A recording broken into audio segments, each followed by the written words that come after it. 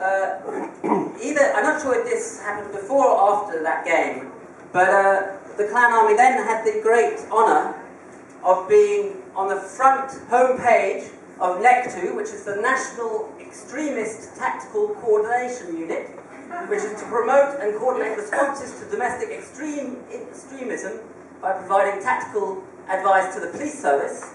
So we were their homepage picture. Quite interesting, I think. They know the power of the clown. So they've now changed it to motorbikes.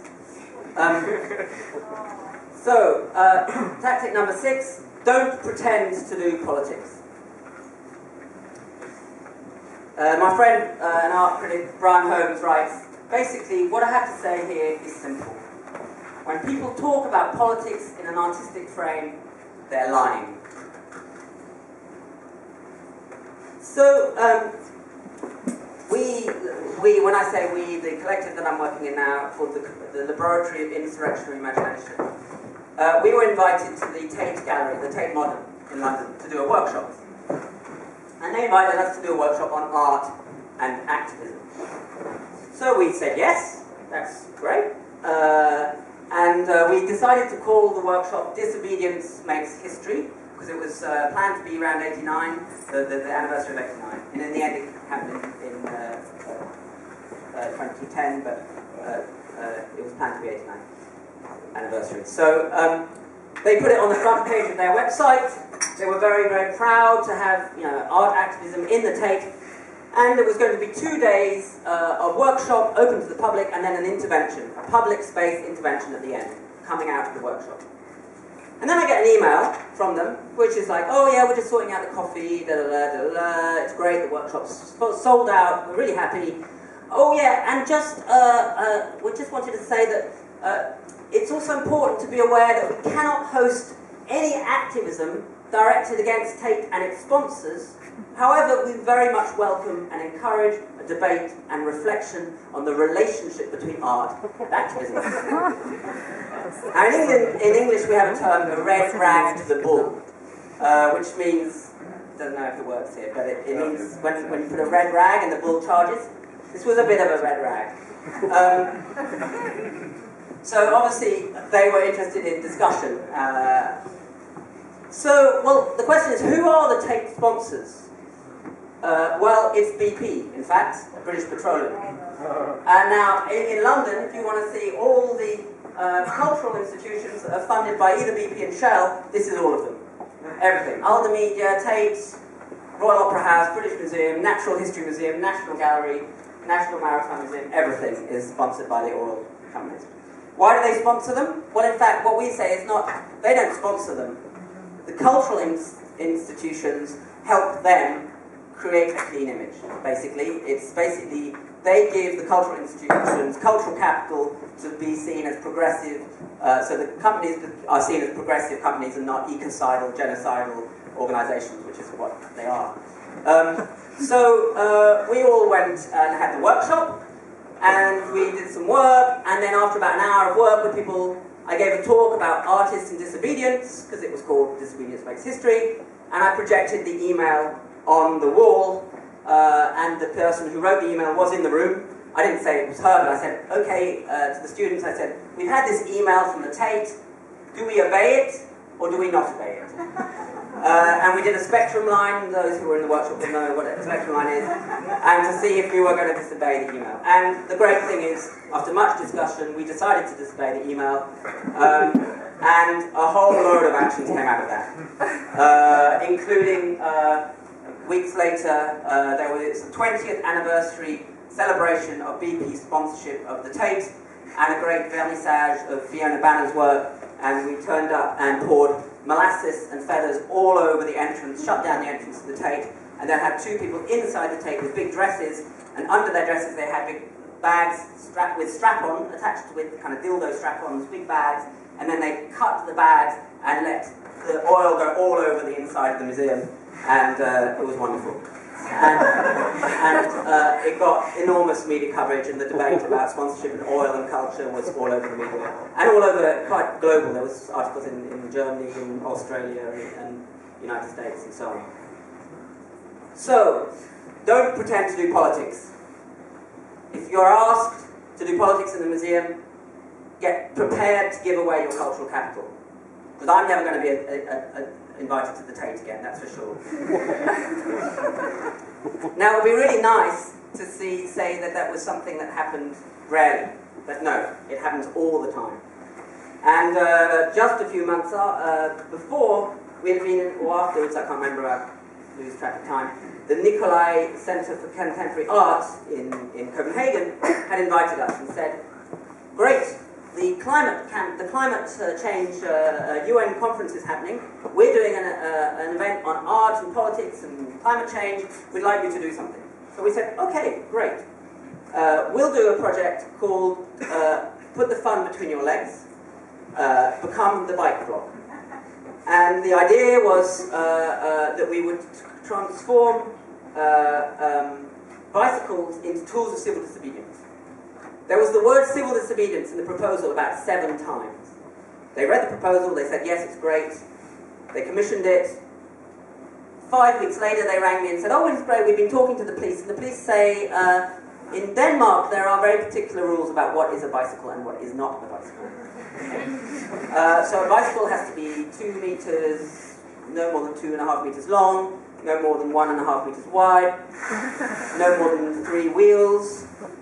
I was like, well, it doesn't really matter whether the bikes are legal or not, because we're going to take civil disobedience anyway, which is breaking the law. It doesn't matter. And she was like, oh, you're going to break the law? I was like, yeah, you've seen our work. It says civil disobedience 7 times. So she had been really affected by the disease of representation. She said, you're really going to do it?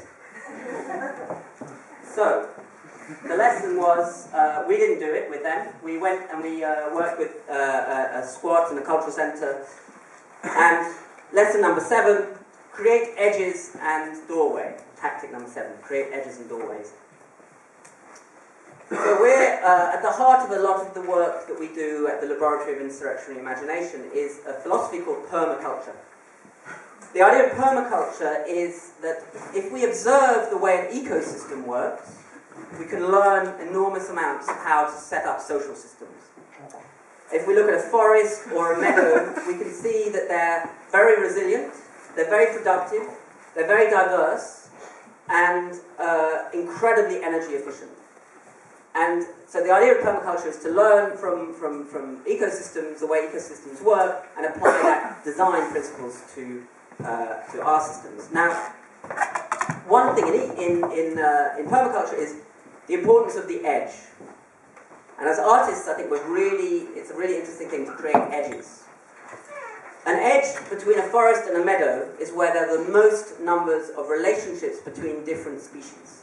So there's the most amount of communication happening between different species. And as a result, there's the most amount of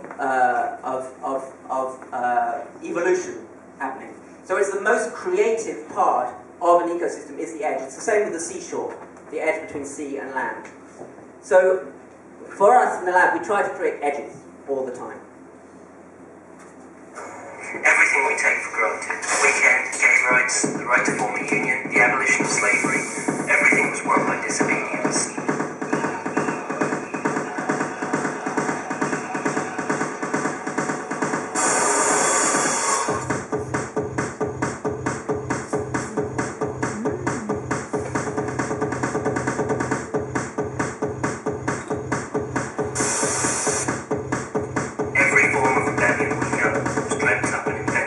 Someone, somewhere.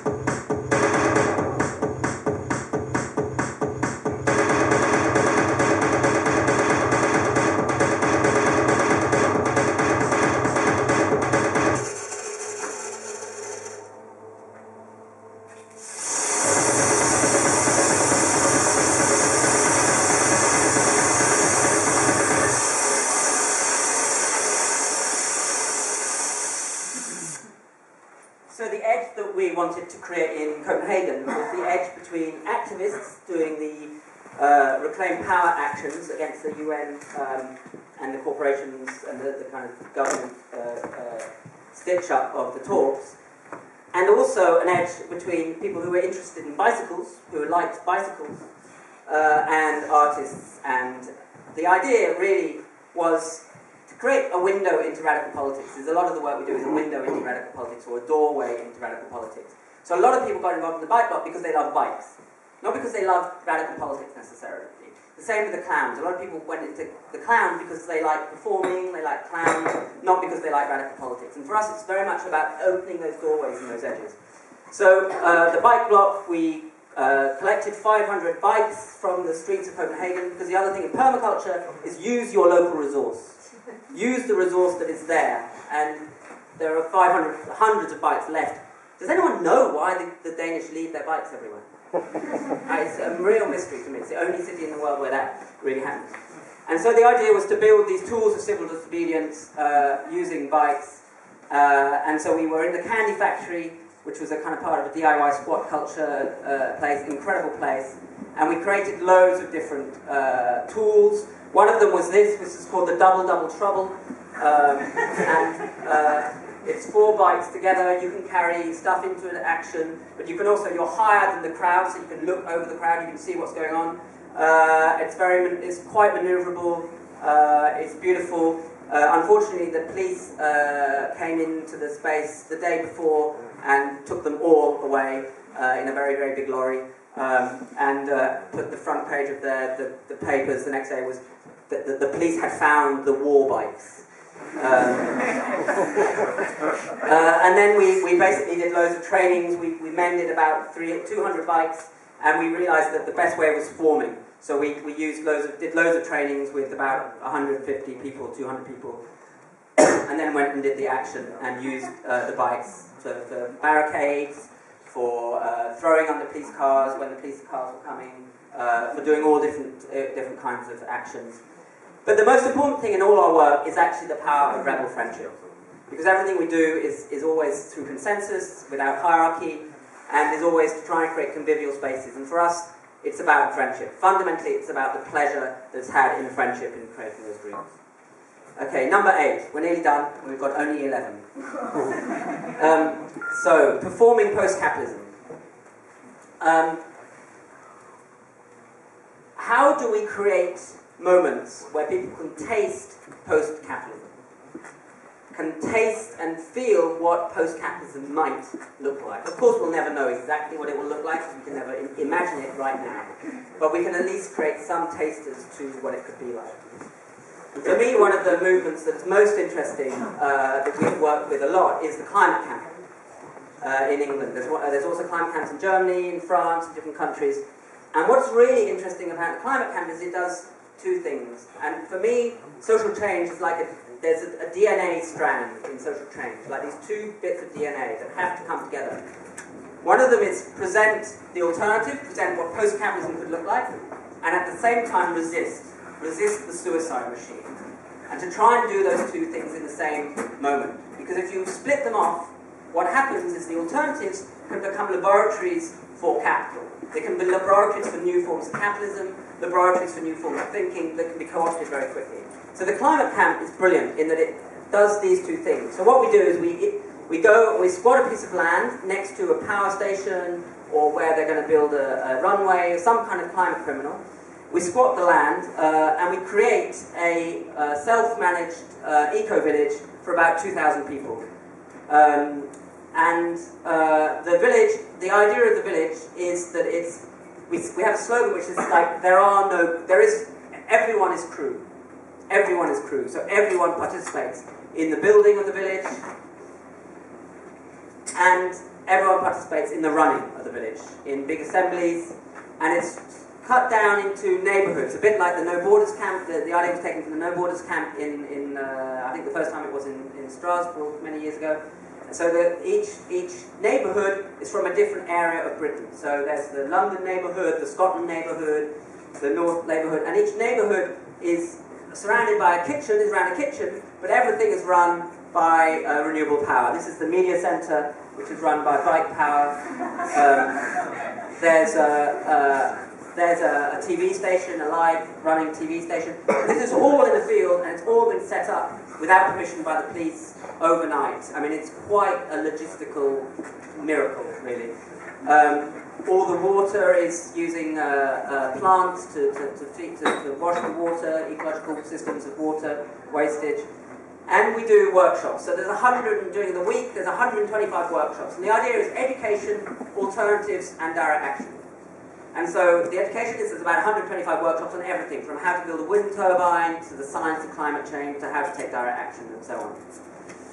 And then there's a direct action. One of the direct actions that the lab helped produce was this, where we built shields we knew we had to go through a police line, so we built these shields, and each shield, on the image, on the front of the shield, was an image of someone, a portrait of someone who was going to be affected by climate change in some way, somewhere in the world.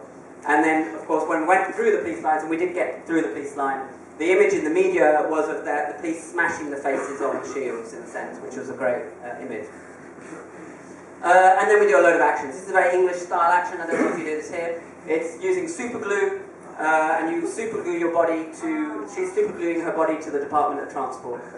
And it takes about 4 hours for them to... They have to bring the medics, and they have to wash it all off. And you know, you could put instead of carrying a D-lock around with you to lock something, you could put a super glue in your pocket and spontaneously lock yourself to anything. So, 9. Make passionate adventures. Changing the world has to feel like an adventure. It really has to feel like an adventure. If it's not an adventure and it doesn't create our passion, it doesn't touch our passion, I think we might as well just go home, really. So a project we did during the climate camp was also, the lab was called the Great Rebel Raft Regatta, the Gruppe. And the idea of the Gruppe was that we buried, we had two bits of the Gruppe. We had Project IKEA and we had Project Treasure Island. In Project Treasure Island, we buried 10 boats under the earth in a forest, and then we gave people treasure maps, and the treasure map showed them where the boat was, and the boat was also buried with a bottle of rum. And so people would go into the woods, they would dig up their boat, and then at a certain time, all at the same time, everyone took the boat and put the boat onto the river, and we got about 123 people onto the river, and the idea was that the boats would try and block a power station, a coal-fired power station. And actually one of the boats did manage to block the entrance of the power station and shut down a third of the power station. But the most important thing was people had such fun doing it, that it really, you know, it was the adventure. And then, again, as artists, I think we're very good at imagining and creating and enabling adventure. 10. Only 2 more to go. Cultivate the unexpected. So, history is completely unexpected. If I'd been standing on the stage 3-4 weeks ago and said, oh yeah, there's going to be this revolution across the Arab world, and it's all going to be set off because one guy set himself alight, everyone would have laughed. You know, it was totally unexpected. And I think we can see that most historical change happens in very unexpected moments, and that actual whole systems can collapse very, very quickly, as you experienced in 89 in this part of the world.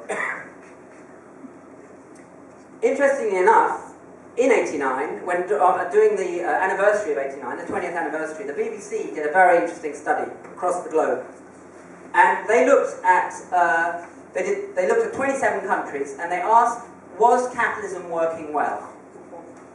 Now, how many percent of the world, the 27 countries, do you think thought capitalism was working well?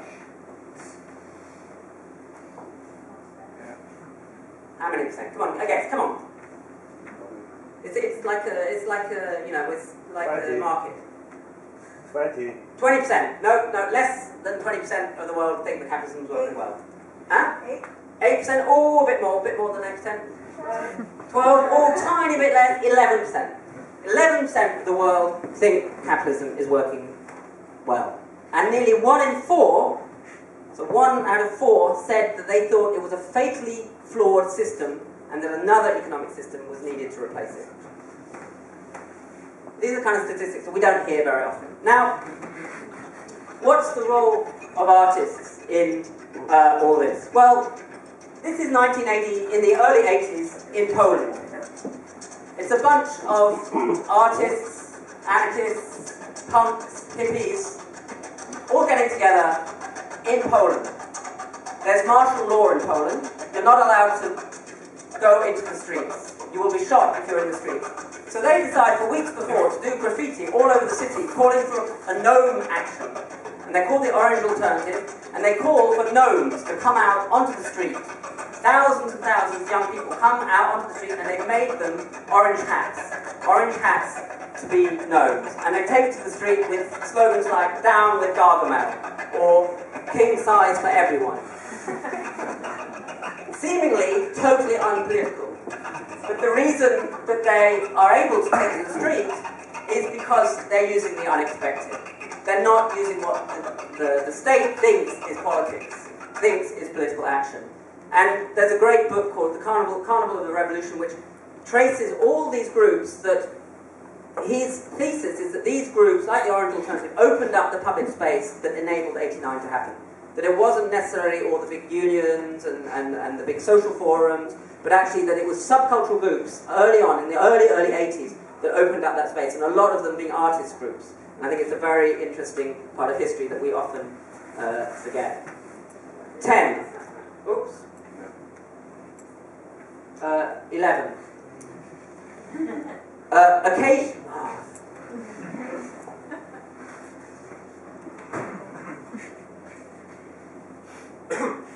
Occasionally take holidays in representation. So, as I said, yes, we should be against representation. But as anyone knows, it's really hard work. You know, to be taking action all the time, to be organising.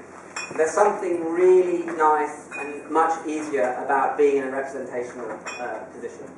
So I do take holidays in representation. I took a holiday around 2002 and did a book called We Are Everywhere that's been translated into German and it's published by Nautilus. And it's called We Are Everywhere, The Irresistible Rise of Global Anti-Capitalism. And that was a holiday in representation. But I've just finished another holiday in representation, which was my partner and I went on a journey across Europe, and we visited 11 utopian communities, post-capitalist communities. And it ranged from a permaculture